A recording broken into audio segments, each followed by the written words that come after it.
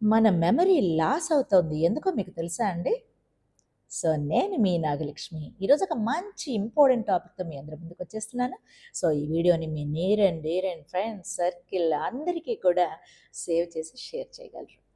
So, ఇక టాపిక్‌లోకి వెళ్తే మనం సరిగా నిద్రించకపోతే ఈ మెమరీ లాస్ అయ్యే అవకాశం చాలా ఎక్కువ శాతం ఉంది. నిద్రించకపోతే చాలా హెల్త్ ఇష్యూస్ వచ్చే అవకాశం ఉంది. అందులో ఇది చాలా మోస్ట్ ఇంపార్టెంట్. మనకి అన్నీ గుర్తు లేకపోతే ఇక ఏం చేయగలం చెప్పండి? మనకంటూ ఒక ఫ్యూచర్ ఉంటుందా? సో, పెద్దవారు అయితే మినిమమ్ 7-8 అవర్స్, అలాగే చిన్న పిల్లలైతే 9-10 అవర్స్ ఖచ్చితంగా నిద్రపోవాలి.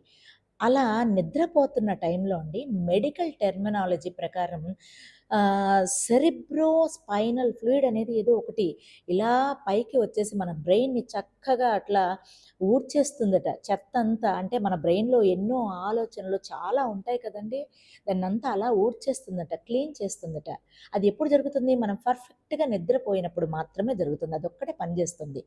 అదే మనం కరెక్ట్‌గా నిద్రపోకపోతే ఆ చెత్త అలాగే బ్రెయిన్‌లో ఉండిపోతుంది. మనకి మెమరీ లాస్ చేసే అవకాశం చాలా ఎక్కువ శాతం ఉంది. సో, మెమరీ లాస్ అయిపోతే చాలా ప్రాబ్లమ్స్ వస్తాయి తెలుసు కదా! సో, ప్రతి ఒక్కరు కూడా నిద్రపోవటానికి ప్రయత్నించండి. ఎట్టి పరిస్థితుల్లో ఒకవేళ నిద్ర రాలేదనుకోండి మెడిటేషన్ చేసుకోండి. లేకపోతే చిన్న చిన్న ఆయుర్వేదిక్ టిప్స్ ఉంటాయి. కొత్తిమీర వాటర్ తాగడం, లేదంటే గసగసాలని జస్ట్ అట్లా వేపుకొని ఆ స్మెల్ చూడటం, కర్పూరం స్మెల్ చూడటం, లేదంటే మిల్క్‌లో కొద్దిగా హనీ అండ్ పసుపు వేసుకొని తాగడం. Like that. ప్రాణాయామం చేయండి. యోగాసనాలు వేయండి. లేదంటే యోగ నిద్ర అనేది ఒకటి ట్రైన్ అవ్వండి. సో, ఇలాంటివి ఏదో ఒకటి ప్రయత్నాలు చేసి మాత్రం నిద్ర పోవడానికి ప్రయత్నించండి ప్రతి ఒక్కరు కూడా. దానివల్ల మనకి ఎంతో ఆరోగ్యం అండి.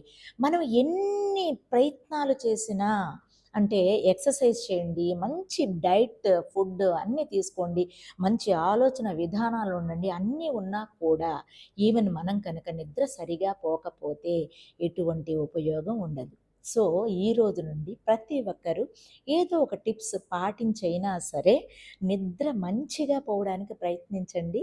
సో, మీరందరూ బావుండాలి. అందులో నేను ఉండాలి. నేను మీ నాగలక్ష్మి. Thank you. నమస్తే.